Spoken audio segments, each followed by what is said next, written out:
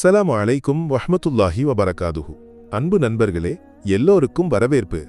இன்று நாம் ஒரு மிக முக்கியமான விஷயத்தை பற்றி பேசப்போகிறோம். இந்த விஷயம் எல்லோருக்கும், குறிப்பாக உணவு சமைப்பவர்களுக்கு மிகவும் பயனுள்ள ஒரு அறிவாக இருக்கும். நம்முடைய வாழ்க்கையில் பரக்கத், அதாவது ஆசீர்வாதமும் செழிப்பும் கிடைப்பது ஒரு மகத்தான பாக்கியமாகும். பரக்கத்தின் முக்கியத்துவத்தை நாம் முதலில் புரிந்து கொள்வோம். புனித குர்ஆனில் 32 இடங்களில் பரக்கத் பற்றி குறிப்பிடப்பட்டுள்ளது. பல தீர்க்கதரிசிகள் பரக்கத்திற்காக பிரார்த்தனை செய்துள்ளனர். பரக்கத் என்ற வார்த்தைக்கு புண்ணியம், செழிப்பு, ஆசீர்வாதம், வளர்ச்சி, உயர்வு, முன்னேற்றம், வெற்றி, நல்ல அதிர்ஷ்டம், செழிப்பு ஆகிய பல அர்த்தங்கள் உள்ளன. இவ்வளவு அழகான ஒரு விஷயம் நம்முடைய வாழ்க்கையில் இருப்பது பெரிய ஆசீர்வாதமாகும். இன்று நாம் குறிப்பாக பேசப்போவது உணவு சமைக்கும்போது பரக்கத்தை எப்படி பெறலாம் என்பது பற்றியாகும். குறிப்பாக நம்முடைய வீடுகளில் உணவு தயாரிக்கும் பெண்கள் இந்த ஒரு விஷயத்தை கவனித்தால் அவர்களுக்கும் அவர்களுடைய உணவிற்கும் பரக்கத் கிடைக்கும். அது என்ன விஷயம்? நாம் அரிசி போன்ற உணவுப் பொருட்களை சமைக்கும்போது ஒருபோதும் அதை நேரடியாக பாத்திரத்தில் கொட்டக்கூடாது.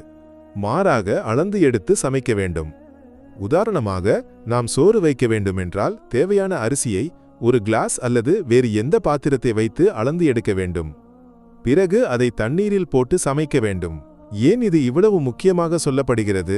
காரணம், நம்முடைய நபி ஸல்லல்லாஹு அலைஹி வஸல்லம் இப்படித்தான் கற்றுத்தந்தார்கள். ஒரு ஹதீஸில் நபி அவர்கள் கூறினார்கள், நீங்கள் உணவை அளந்து எடுங்கள், அப்போது அதில் உங்களுக்கு பரக்கத் கிடைக்கும். மற்றொரு ஹதீஸில் இமாம் புகாரியும் முஸ்லிமும் அறிவித்தபடி அளந்து எடுக்கப்படும் உணவு பரக்கத் உள்ளதாகும்.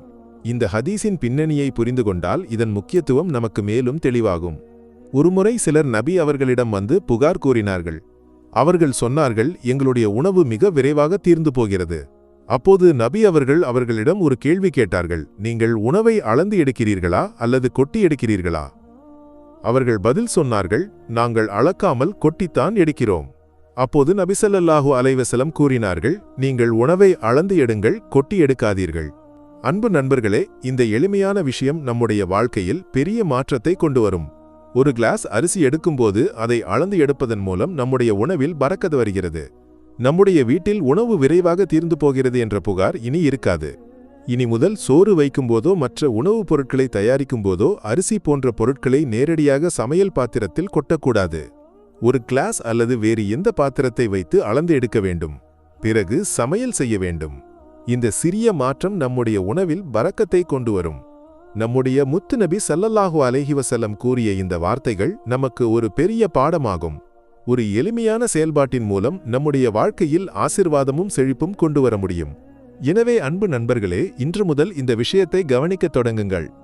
உங்கள் வீட்டில், உங்கள் சமையலறையில் இந்த சிறிய மாற்றத்தை கொண்டு வாருங்கள். உணவை அளந்து எடுங்கள், கொட்டாமல் இருங்கள். இதன் மூலம் அல்லாஹ்வின் ஆசீர்வாதமும் பரக்கதும் உங்கள் உணவில் கிடைக்கும். இந்த தகவலை எல்லோரிடமும் பகிர்ந்து கொள்ளுங்கள். உங்கள் குடும்ப உறுப்பினர்களிடமும் நண்பர்களிடமும் இந்த விஷயத்தை சொல்லுங்கள். காரணம், ஒரு நல்ல அறிவை மற்றவர்களுக்கு பகிர்ந்து கொள்வதும் பெரிய புண்ணியமாகும். கடைசியாக எல்லோருக்கும் மீண்டும் ஒரு முறை நன்றி சொல்கிறேன்.